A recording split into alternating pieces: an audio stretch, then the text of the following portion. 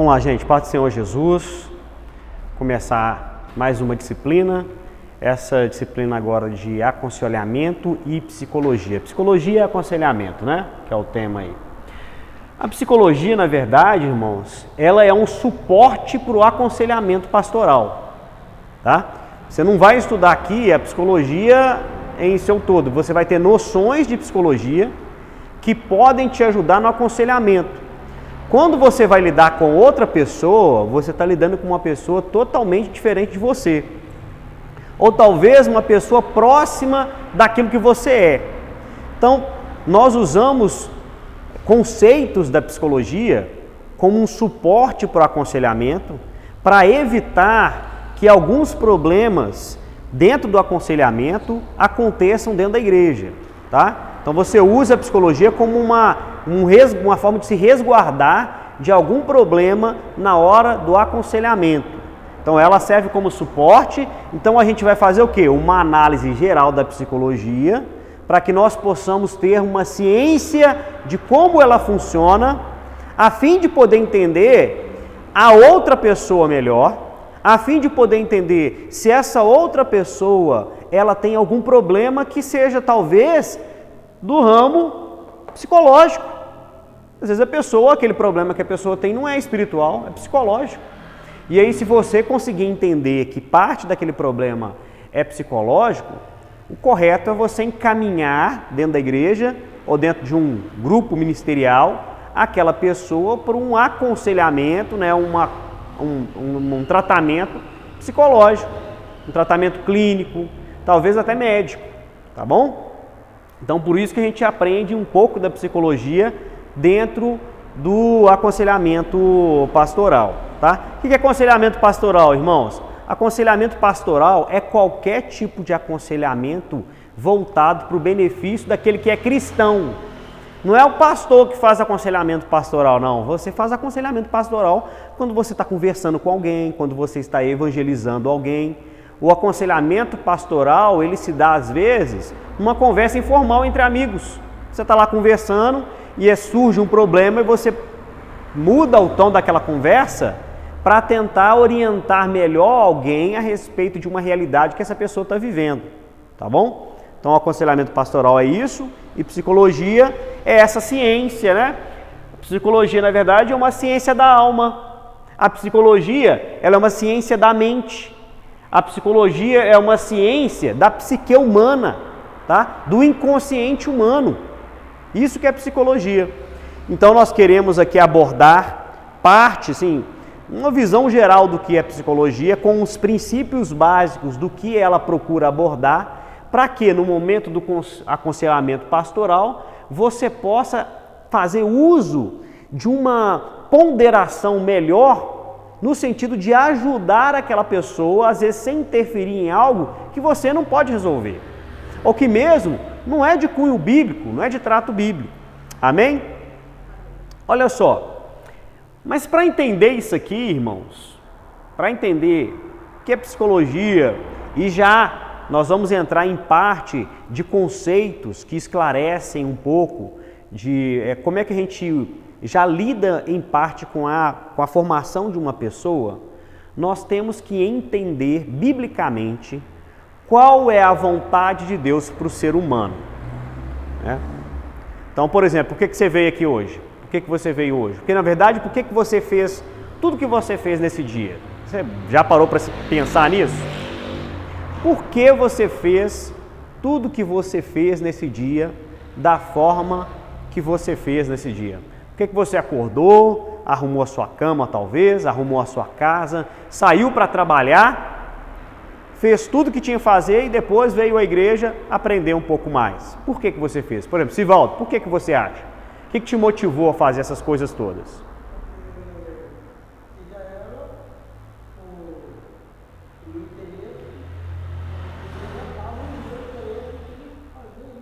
Porque você tinha o interesse de fazer. Tá. E por que você tinha o interesse de fazer? Porque tinha que ser feito. Mas nada tem que ser feito, não. Nada tem que ser feito. Se você não quiser fazer, fica sem fazer. Você tem que fazer um trabalho. Se você não quiser fazer, fica sem fazer. Ou a pessoa que te contratou lá para fazer o trabalho que você se propôs a fazer, você não foi, ele foi lá e chamou outro. Não é assim? Tem que ser feito, mas não tem que ser feito por você. Tá? Não, mas aí fica muito fácil, se a gente colocar Deus em todo ponto, fica muito fácil. A raiz da nossa motivação, é isso que eu quero descobrir. A raiz da nossa motivação. Qual que é a raiz da motivação do ser humano? Isso não é a sua raiz da motivação, não. Especificamente.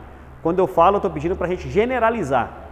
A raiz da motivação que nós temos em fazer as coisas, ela é igual em todos nós. Todos nós objetivamos a realização, a felicidade, estarmos bem. Então, quando você acordou hoje e se propôs em fazer algo, né, seja um trabalho, ou seja qualquer outro tipo de coisa, ou você quis se realizar, ou você estava precisando de dinheiro, falou assim, olha, eu preciso trabalhar porque eu preciso de dinheiro. E aquele dinheiro que você acha que precisa, você quer ele para te fazer feliz, para alcançar um objetivo na sua vida, ou para resolver um problema, para você ficar tranquilo e para você ficar feliz. Então, no fim das contas, o homem quer se realizar, o homem quer ser feliz. Você entendeu agora? Tudo que nós fazemos, mesmo que inconscientemente, nós estamos objetivando o quê? O bem que nos apraz. Então, quando você faz algo, qualquer coisa, até quando você, vamos supor, a pessoa que rouba, ele rouba porque ele acha que o roubo dele é uma prática beneficente a ele, faz bem a ele, sabe? Eu estou fazendo bem a mim, eu estou agregando valor às coisas que eu tenho que eu posso pegar dos outros, então eu estou me enriquecendo, eu estou sendo mais esperto e eu estou fazendo bem a mim mesmo.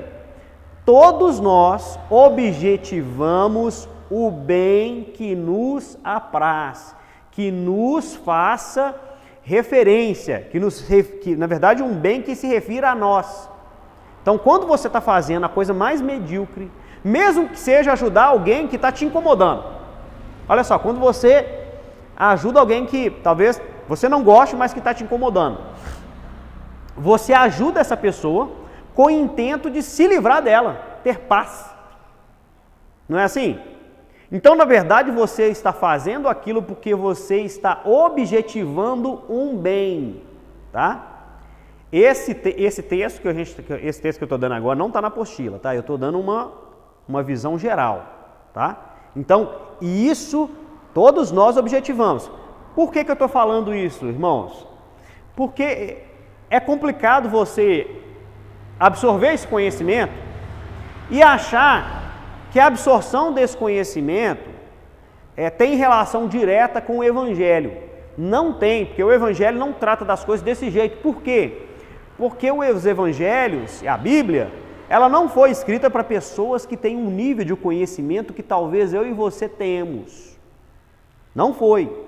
Foi escrita para pessoas muito mais incultas do que nós. Não que sejamos alguma coisa, mas antigamente a vida era muito mais simples e a forma de explicar as coisas era muito mais simples. Então o homem, para a gente entender a psicologia e conseguir enquadrar a psicologia dentro de um cenário cristão, porque ela não tem um cenário cristão, irmãos.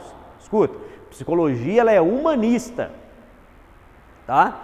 Ela vai tratar o homem como se fosse um objeto em análise, tá?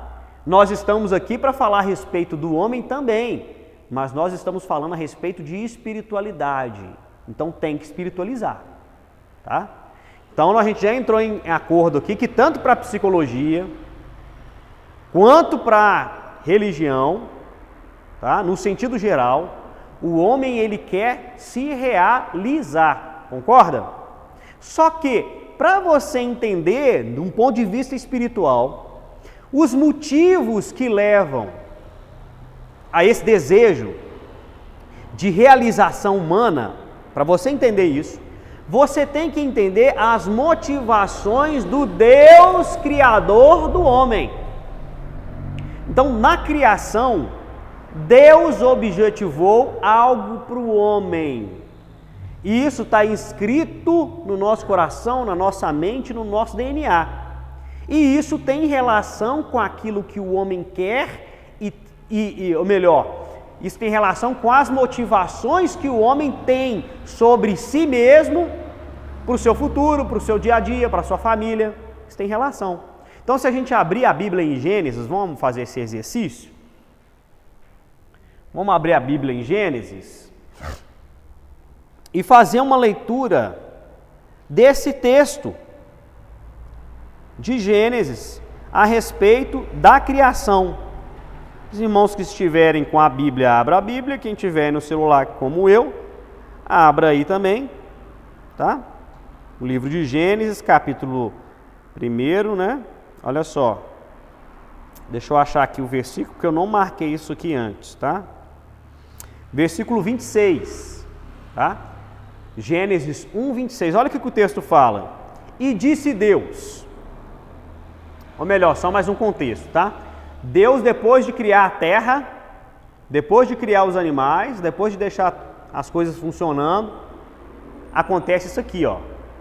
E disse Deus, façamos o homem à nossa imagem, conforme a nossa semelhança, e domine sobre os peixes do mar, e sobre as aves do céu, e sobre o gado, e sobre toda a terra, e sobre todo réptil que se move na terra. Então, olha só, começamos a achar, isso aqui faz parte do plano de salvação também, irmãos. Aqui, ó, isso aqui tem a ver, vou pegar um pedacinho aqui, ó.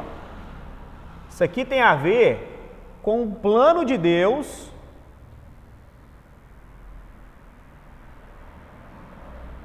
para o homem.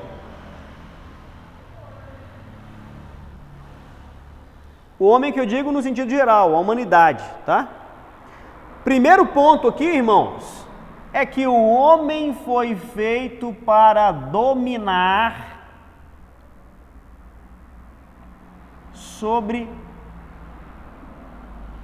a criação. Deus criou todas as coisas e o homem foi criado para dominar sobre a criação, sobre as coisas que existem, e foi feito também, logicamente, por isso, né? Se ele foi feito para dominar a criação, ele foi feito também para habitar a terra. Isso é lógico, né? Olha aqui. Nesses dois versículos, você já descobriu, no primeiro versículo, na verdade, já descobriu 2 pontos sobre as motivações de Deus em criar o homem. Olha só. Deus fez o homem para dominar sobre a criação. Consequentemente, ele foi feito para habitar a terra. Então, qual é o lugar onde o ser humano deve viver? Na terra. Né? Então, tem pessoas que falam, ah, não, nós não fomos feitos para ficar aqui. Não, fomos feitos para ficar aqui mesmo. Nós somos feitos para a terra. Tá? Então, o homem, ele naturalmente, ele vai ter um desejo de desfrutar das coisas da criação. Tá?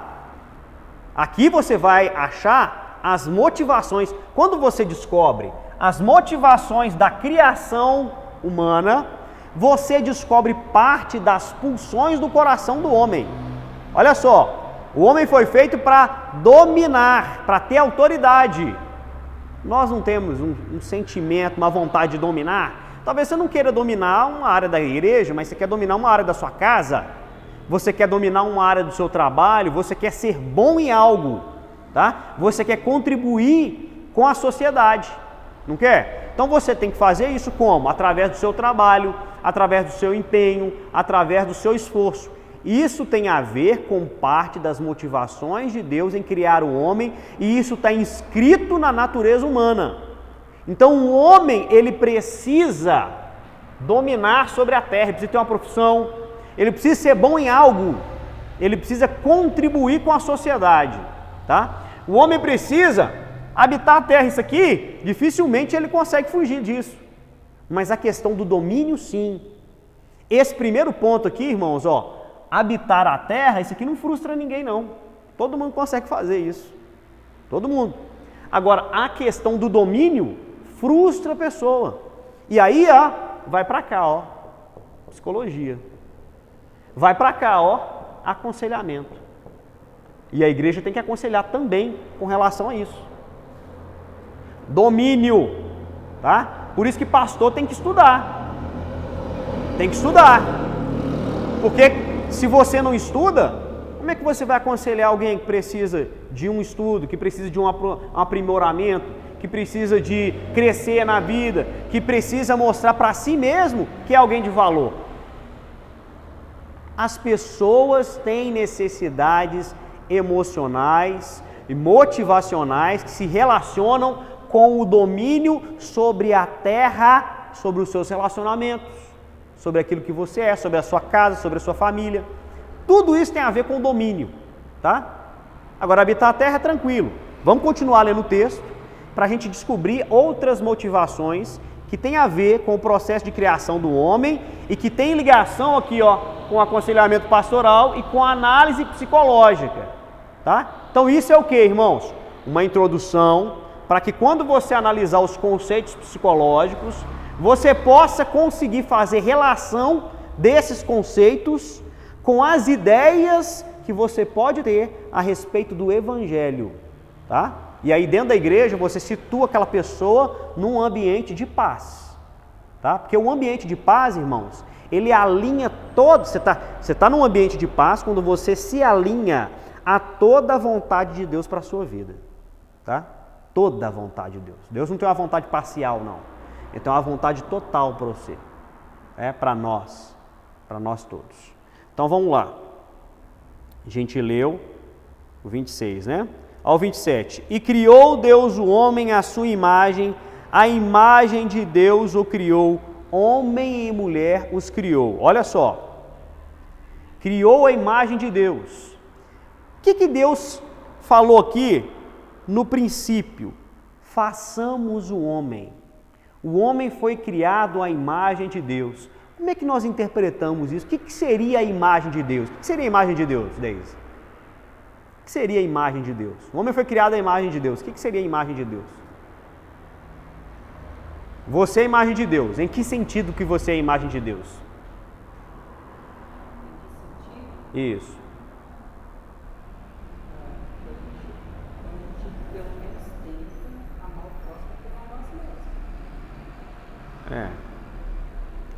Eu estou falando assim, você está falando no sentido, eu estou falando assim, de forma literal, o que seria isso? Na forma literal, que a imagem de Deus tipo igual a nós mesmos. A forma? Imagem de Deus aqui, irmãos, tem a ver com, olha só, um dos princípios, né? O que Deus é? São alguns, que a gente viu antes, são alguns atributos de Deus que fazem relação também com o homem, tá? O que Deus é?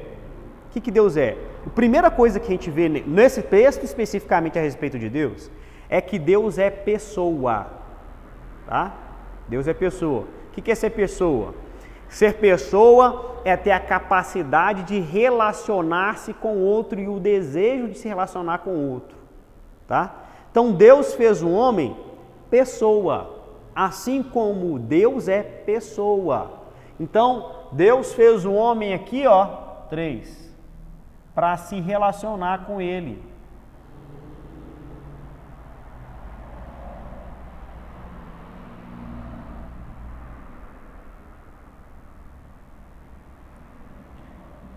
Deus fez o homem pessoa.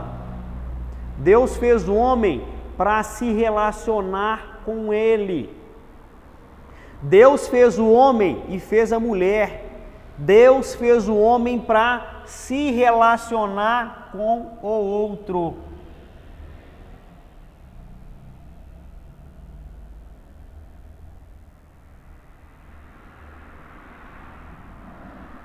Deus coloca 2 lá no jardim, ele cria uma pequena sociedade, uma sociedade ainda lá em seus primórdios, ali começando, com 2 pessoas.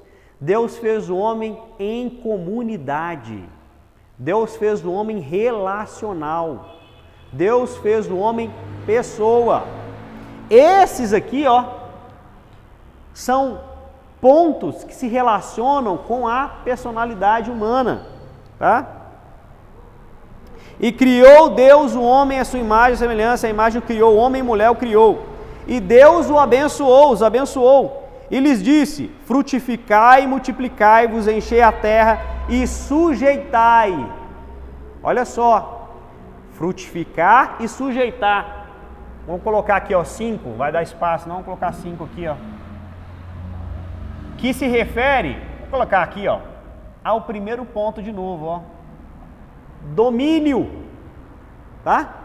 Dominação, sujeitar a terra, tá bom? Vamos continuar só para a gente ver se tem mais algum, para a gente ver se não estamos esquecendo alguma coisa. Ele deu a ordem para dominar, de encher, né? Dominar sobre as aves, sobre os peixes do mar, sobre as aves do céu, sobre todo o animal que se move sobre a terra. E disse Deus: eis que vos tenho dado toda a erva da semente. Aqui já entra em outro ponto, que é a questão do pecado, que não é tema nosso, tá? Aliás, de que o pecado, irmãos, ele altera parte da natureza do homem, porque aqui o homem é feito à imagem de Deus para ser justo. Quando o pecado entra, de certa forma, essa natureza ela permanece, mas ela se torna uma natureza também corrompida, tá? O pecado corrompe a natureza do homem. Antes, ele tinha todas essas áreas de atuação nele de forma o quê? Pura. Quando o pecado entra na vida do homem, essas continuam sendo os pontos de motivação do ser humano, só que deixa de ser pura. Então, a dominação sobre a terra deixa de ser uma dominação simples sobre a terra e começa a ser uma dominação predatória, uma dominação voltada para a destruição da própria terra. Isso também é errado, tá? Isso também é tema teológico, né? A preservação da terra. Se você habita na terra, você tem que preservar a terra. Se habita na sua casa, você tem que cuidar da sua casa, né? Então a gente vai continuar a partir disso. Só um momentinho. Vou deixar o celular aqui. Então olha só, irmãos.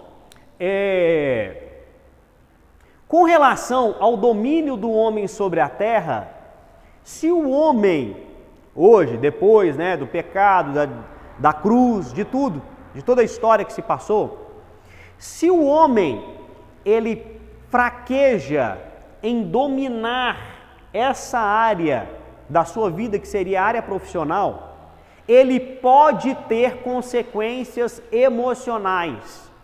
E essas consequências emocionais podem gerar desvios espirituais, tá? Por exemplo, na área relacional, o homem ou a mulher pode ter decepções amorosas. E talvez as decepções amorosas, não que tenham um cunho de consequência espiritual, não, mas ela pode gerar consequências espirituais, tá? Então, todas as áreas aqui que tem a ver com a natureza da criação do ser humano, quer dizer, o sentido pelo qual o ser humano foi feito, quando ela é falha, ela pode gerar distúrbios, em que, num relacionamento espiritual, porque nós somos seres espirituais também, certo? Então nós somos corpo, alma e espírito, tá? E esses âmbitos aqui, olha, se relacionam com nós no sentido de nossa totalidade. Quer dizer, quando eu fraquejo na minha área de dominação profissional, de dominar sobre a terra, eu posso ser afetado na minha área espiritual. Pode, uma coisa é muito próxima da outra. Então tem muita gente que estuda teologia e começa a analisar os cultos e a analisar as reuniões da igreja e fala assim: ah, tudo é emoção. Irmão, é natural que na igreja tenha áreas de emoção, sim, porque a emoção e o espírito são coisas próximas demais. E é muito difícil você conseguir separar 100% as coisas. Então, quando a pessoa fala isso, ela não aprendeu de verdade, não. Ela acha que aprendeu.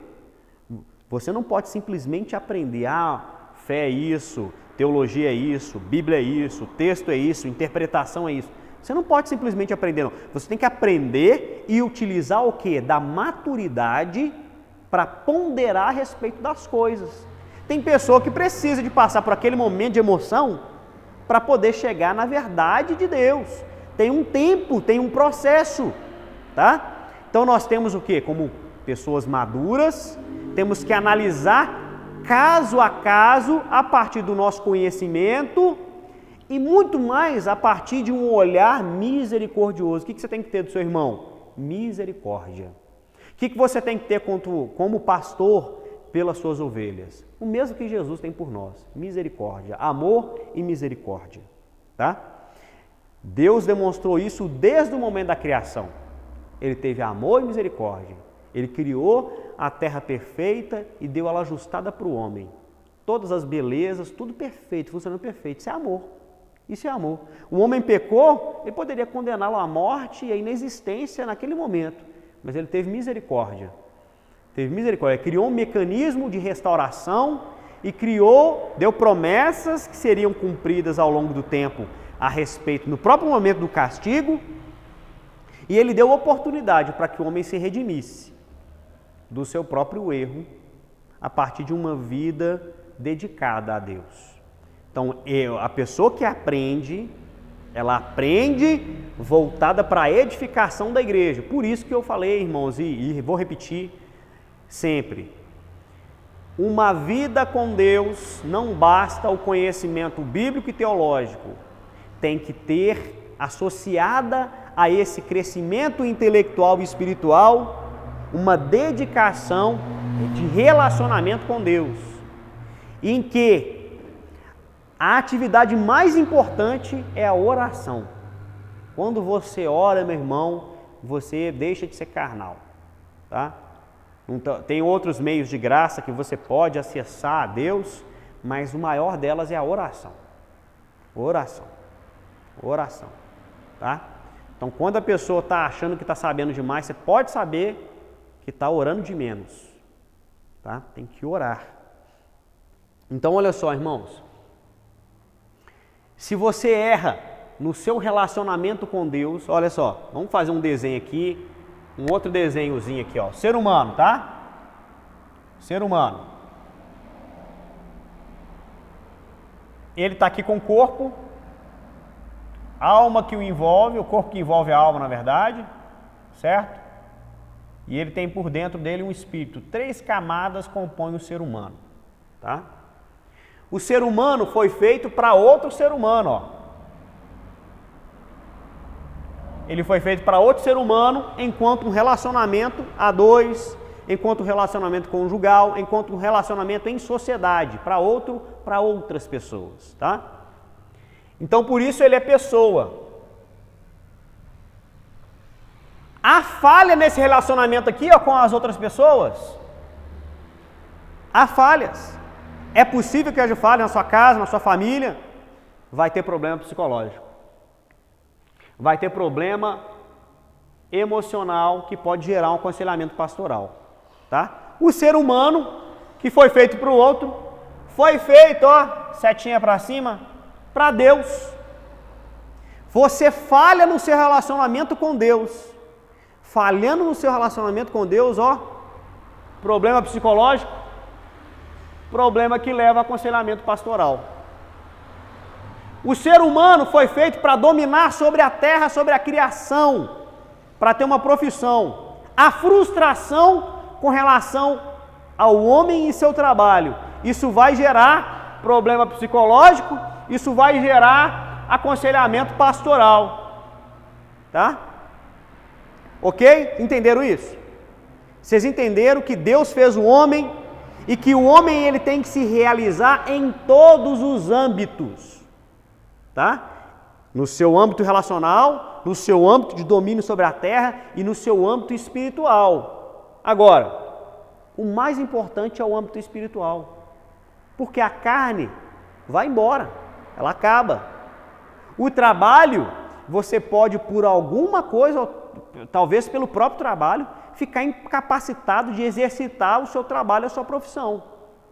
Agora, Deus não, irmãos. Deus não. Você pode estar lá no CTI, em coma. Você pode estar lá sentindo a presença de Deus, Deus tocando o seu coração, e você sendo lá renovado por Deus em sonhos, em visões, em momentos mesmo que inconscientes, mas agradáveis, porque Deus te vê naquele local, tá? Deus, Ele é a maior fonte. Agora, normalmente, irmãos, esses âmbitos de relacionamento do ser humano, eles não são separados, porque eu falei deles separados, eles não são separados, eles são entrelaçados. E às vezes um problema profissional, tá? Por exemplo, ele pode me gerar dá um exemplo, a necessidade de ganhar dinheiro, ou eu achar que tem necessidade de ganhar dinheiro. Isso pode atrapalhar meu relacionamento com Deus. Eu posso deixar de tirar meu tempo de oração, meu tempo de dedicação ao meu devocional, e eu posso me esfriar espiritualmente e achar que eu também não sinto mais a presença de Deus, ou deixar de acreditar. Pode deixar de acreditar em Deus, pode? Por quê? Você começa, por exemplo, a estudar demais. Eu estou estudando demais, eu estou lendo muito livro. A fé, ela é prática. Quando você deixa de praticar a fé, você deixa de sentir a fé. Então você só sente a fé não está no âmbito aqui do corpo, não. Então, você não sente a fé mesmo, não. A fé, ela não é sentida. A fé é uma ideia. A fé é uma capacidade de depositar crença em algo. Quando você deixa de praticar a fé pelos meios de graça, oração, leitura da Bíblia, jejum, louvor, adoração, quando você deixa de praticar a sua fé, você para de sentir que ela existe. E aí você começa a duvidar da fé. E aí a pessoa desvia. Você pode ver que quem desvia, não desvia de uma vez. Está aqui, vem um dia, falta, vem outro, falta, vem, aí depois já não vem mais. Aí diz que está orando, e ora um dia, no outro dia já não ora, lê a Bíblia um dia, no outro dia já não lê. Então a pessoa, ela se afasta. A mesma coisa, um relacionamento entre duas pessoas que se dizem apaixonadas. Está vendo sempre? Fala que ama, se dedica ao outro, não é? Por que namorado fica falando que ama toda hora? Porque fala mais com a pessoa, porque anda mais próximo da pessoa, porque elogia mais a pessoa, porque pratica mais o amor. O que é o amor? Irmãos, o amor não existe também não, o amor também é uma ideia virtual. O amor, o que ele é de verdade, é uma prática. Então você pratica o amor, só que na falta da prática do amor, o que vem? O esfriamento do relacionamento. E aí a pessoa vai se afastando da outra, e aí depois chega ao ponto do besta falar, amor acabou. O amor não acaba, irmão. O amor você pratica. Se você deixa de praticar, não é que ele acabou, você deixa de sentir que ele existe. E aí a pessoa, mesmo amando a outra, às vezes, deixa a outra de lado. Não deixou de amar, deixou de praticar o amor. E aí muitas vezes quando deixa de lado e fica um tempo afastado, ela vê que o próprio fato de estar perto daquela pessoa, por mais que não pudesse trazer aquele sentimento de amor forte que tinha antes, mas o fato de estar afastado fazia com que ele sentisse falta dela. Aí sente falta, aí quer voltar. Aí muitas vezes, a hora de voltar já é tarde, né? A pessoa já arrumou outra, aí a confusão já foi feita, né? Então o que acontece, irmãos? O amor é prático, a fé é prática, tá? Então um problema aqui, em qualquer uma dessas áreas, pode influenciar nas outras. Aí eu estou deixando de servir a Deus, eu estou deixando de adorar a Deus, eu estou deixando de ser uma pessoa sincera com Deus, e eu estou cada dia mais abrindo mão dos meus princípios. Que vai me garantir que esses princípios vão me valer, ou eu vou me valer deles, na hora da dificuldade, na hora de eu provar minha fidelidade, na hora de eu provar ali que eu sou fiel à minha esposa, que eu sou fiel a Deus, que eu sou fiel aos princípios que eu obedeço. Hein? Porque se Deus não existe, para mim, porque pode existir na minha ideia, mas na minha prática não está existindo. Não está mais existindo Deus na minha prática, porque eu estou vivendo como se Ele não existisse. Então o que vai acontecer? A cada momento eu sou levado a uma forma de viver a vida que não leva em consideração os valores de Deus sobre a minha vida, sobre aquilo que eu tenho praticado. Então, logo, não vai existir mais princípio, ética, nem valores, não. Eu posso fazer o que eu quiser. E aí eu abro mão daquilo que eu tenho. Aí a vida espiritual começou agora a influenciar a minha prática no meu trabalho, que é trabalhar da forma correta e justa, tá? Começou a influenciar também o meu relacionamento com a minha esposa, com a minha família. Eu deixo de ser um bom pai, eu deixo de ser um bom marido. E essas coisas vão se misturando, tá? Se você vai num psicólogo, ele pega esses problemas aqui, que podem ser de cunho espiritual, que pode ser de cunho relacional, relacionamento espiritual, que pode ser de cunho relacional entre outras pessoas, a vida em comunidade, e ele pode virar e simplesmente te fazer uma leitura a respeito dele de acordo com sua própria formação cultural. Ele tem uma formação cultural diferente da sua. Por isso, cristão tem que procurar psicólogo cristão.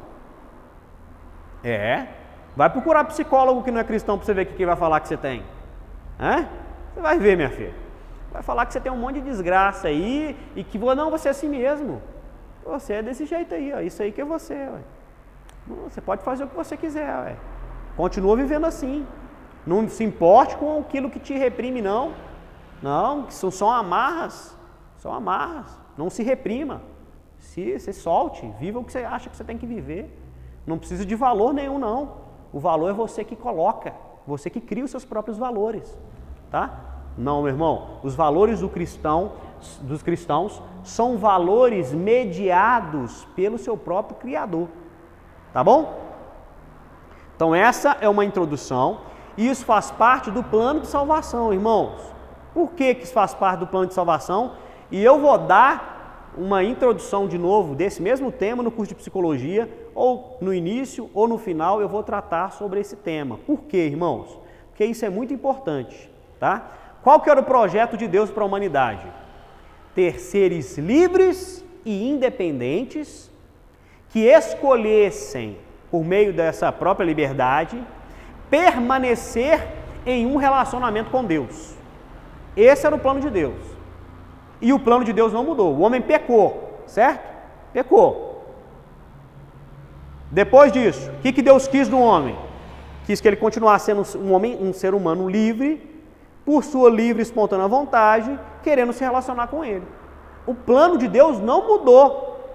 O diabo não conseguiu estragar o plano de Deus, tá? A diferença é que o homem se prejudicou, tá? O homem se prejudicou, mas o plano é o mesmo. No jardim, a árvore do conhecimento do bem e do mal, ela funcionava como um mecanismo que dava garantia de que o homem estava, cada dia que ele escolhesse não tocar naquele fruto, ele escolhia, na verdade, ter um relacionamento totalmente livre com Deus, sem influência do mal. Sem influência do mal, sabendo que ele poderia fazer outra escolha. O fruto está ali no meio, você pode fazer outra escolha, mas enquanto você não faz essa escolha, você está livre, escolhendo estar na minha presença. O homem pegou do fruto, pecou, certo? Qual que continuou sendo o plano de Deus? Ter o homem livre, fazendo a escolha de estar perto dele, só que inverteu agora. Ao invés da árvore do conhecimento do bem e do mal ser a condição para o homem permanecer no jardim, tá? O não tocar na árvore, hoje, o comer do fruto da árvore da vida, que é a cruz de Cristo, experimentar o fruto de Cristo que foi gerado na cruz, é que leva o homem para um relacionamento com Deus. Inverteu. O homem antes estava naturalmente com Deus, agora o homem está naturalmente com o pecado, mas ele tem o poder de escolher de estar com Deus através da cruz de Cristo. O plano de Deus é o mesmo. Tá? Tem gente que vai falar assim, não, que Deus fez um plano, irmão. Deus não muda. O plano de Deus é o mesmo. Deus é perfeito. Não há nada que Satanás possa fazer para frustrar os planos de Deus. Nada. Tá? Pode frustrar o meu e o seu, mas os planos de Deus não. Os planos de Deus, eles são eternos. Eles não mudam. Tá? E eles são perfeitos. Então aqui a gente termina essa pequena introdução para a gente ver, na verdade, o que é a psicologia. Então vamos lá, voltando. A psicologia, então, ela é uma ciência. Essa parte está no primeiro capítulo, tá? Hoje nós vamos estudar parte desse primeiro capítulo e nós vamos estudar já pular para o quarto, depois a gente volta para o segundo, tá? Olha só, a psicologia é a ciência da alma, da mente e da psique humana, ou o quê? Do inconsciente humano, é uma ciência que analisa isso, que ela tem princípios para fazer análise do ser humano nessas áreas. Depois disso, olha só, ela estuda o comportamento, ela é dividida em 3 vertentes. A psicologia é dividida em 3 vertentes. Uma estuda o comportamento humano, a outra estuda os sentimentos humanos, e a outra a mente humana. A parte que estuda o comportamento está ligada aos hábitos, à forma de agir do homem no mundo, às vontades do homem. A que estuda os sentimentos tem a ver com o prazer, com a dor, com aquilo que está no coração do homem, com os pensamentos e as emoções que o homem tem. A que estuda a mente tem a ver com a percepção. Como é que o ser humano entende o mundo? Como é que ele percebe as coisas? Porque a forma com que você percebe as coisas pode definir a forma com que você vai agir sobre as mesmas, tá? Ela tem a ver o quê? Com a imaginação que se passa na cabeça do homem. Talvez ele imaginando algo, ele pode estar, na verdade, interpretando a vida e o mundo de alguma forma, através da sua imaginação.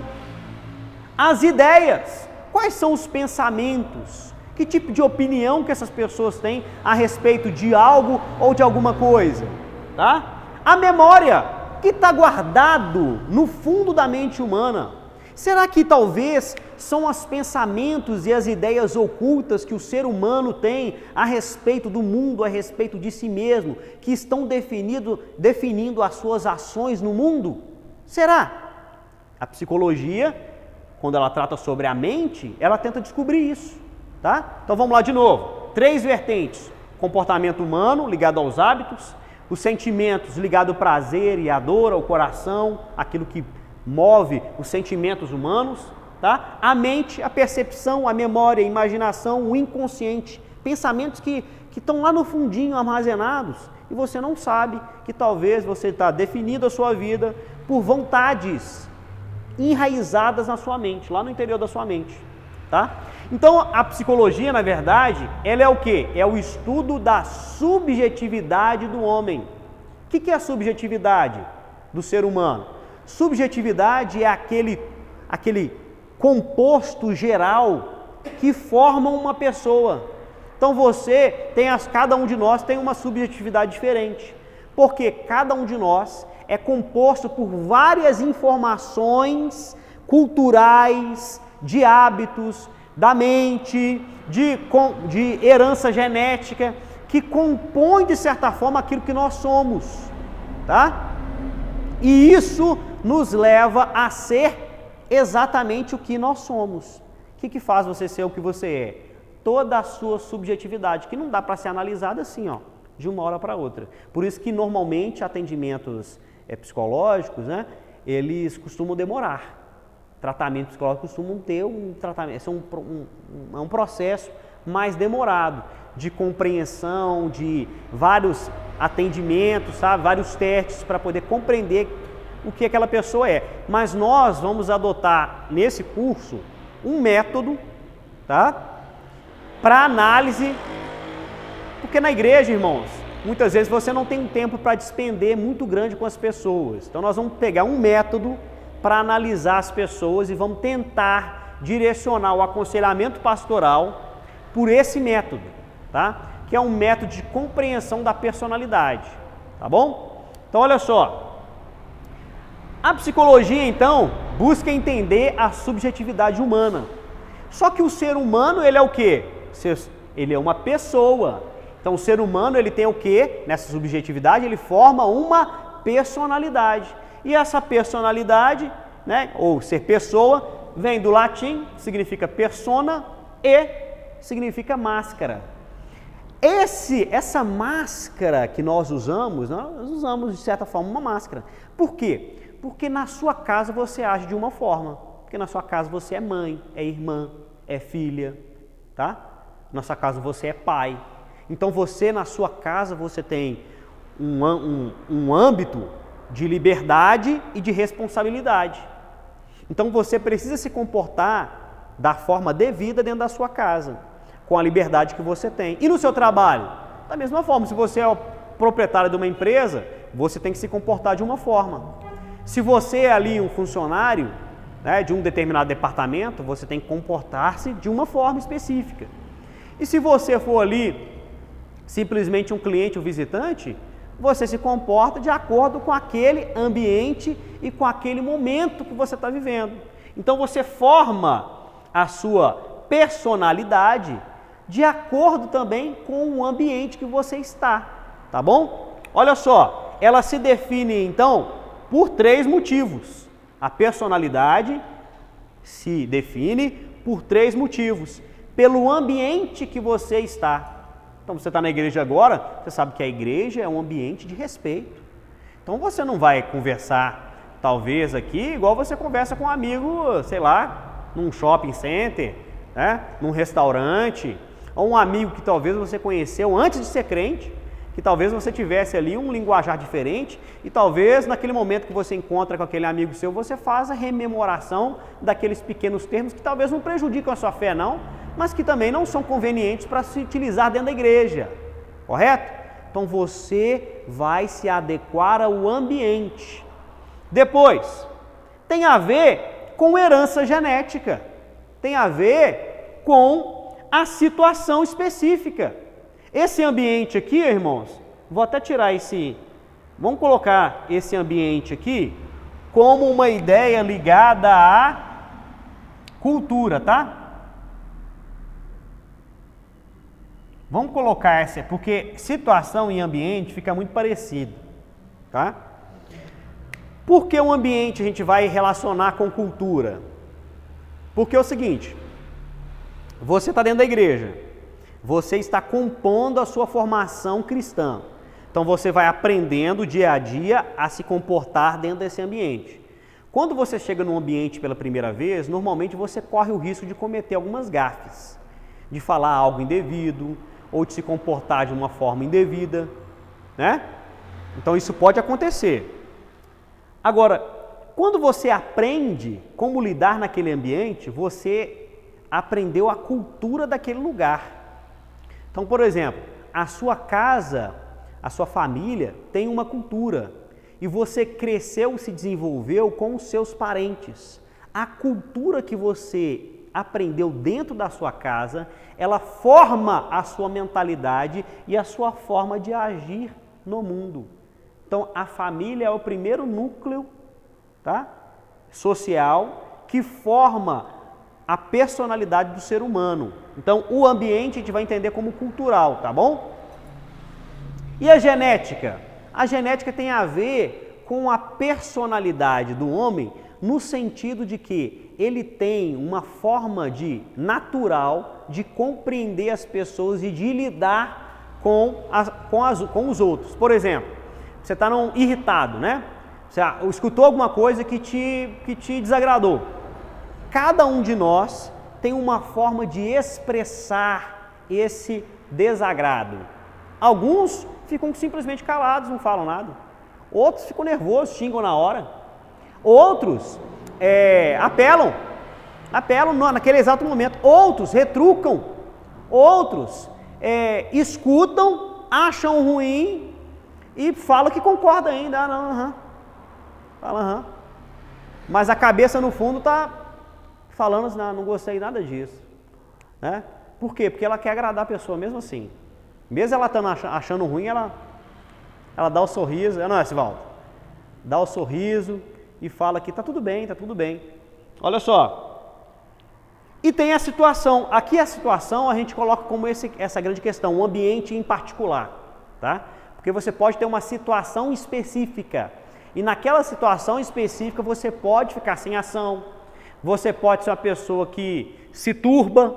Você pode ser uma pessoa que se torna violenta numa situação específica, tá? Então, o que forma a personalidade do homem? A cultura, o ambiente, a situação específica e a herança genética. Você tem uma herança genética que faz também com que você seja aquilo que você é.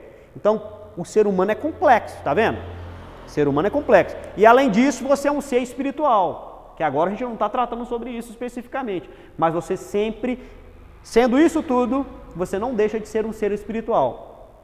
E onde é que o homem se torna sábio? O homem se torna sábio quando ele consegue se relacionar com todos esses âmbitos e controlar as suas qualidades e os seus defeitos, no sentido de compreender suas qualidades e defeitos e se beneficiar deles.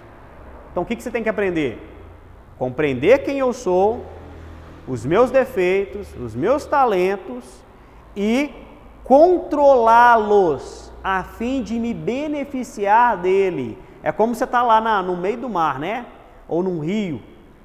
E o rio a corrente está indo, né? Ou seja, mesmo você está dirigindo um carro. Aqui em Belo Horizonte, principalmente, é cheio de morros, né?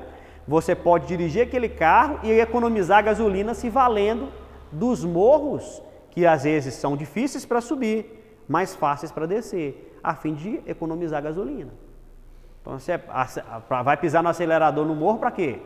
Você está lá na correnteza ou na maré do mar, as águas estão te mandando para um outro lugar. Será que você pode se aproveitar desse movimento para poder chegar em algum lugar de forma mais fácil? Às vezes sim. Então a mesma coisa são os nossos defeitos e as nossas qualidades. Você tem que saber dos seus defeitos e qualidades, se valer deles, para saber controlar a sua vida da melhor forma possível, a fim de alcançar seus objetivos, evitando dores. Evitando dores. Esse é o segredo de lidar, de aprender psicologia, de saber aconselhamento pastoral, para poder o quê? Alcançar melhor tanto o coração das pessoas para Deus, quanto objetivos pessoais para nós mesmos, tá? Vamos lá. Aí, aqui especificamente, nesse primeiro capítulo, está falando desse teste aqui, o 16PF. Você pode me emprestar sua apostila?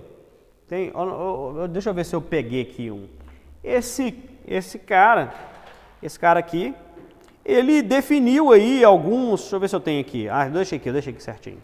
Ele definiu aqui um teste que define algumas personalidades. Então, seriam formas de você fazer análise de uma pessoa para saber entender a personalidade dela melhor. Ele colocou que alguns fatores que as pessoas mais têm ou menos têm contribuem para que ela seja de uma forma ou de outra. Então, por exemplo, olha só, os fatores seriam a coluna, se pegar aí, ó, que está na página 160, né? 159? Então tá, 159.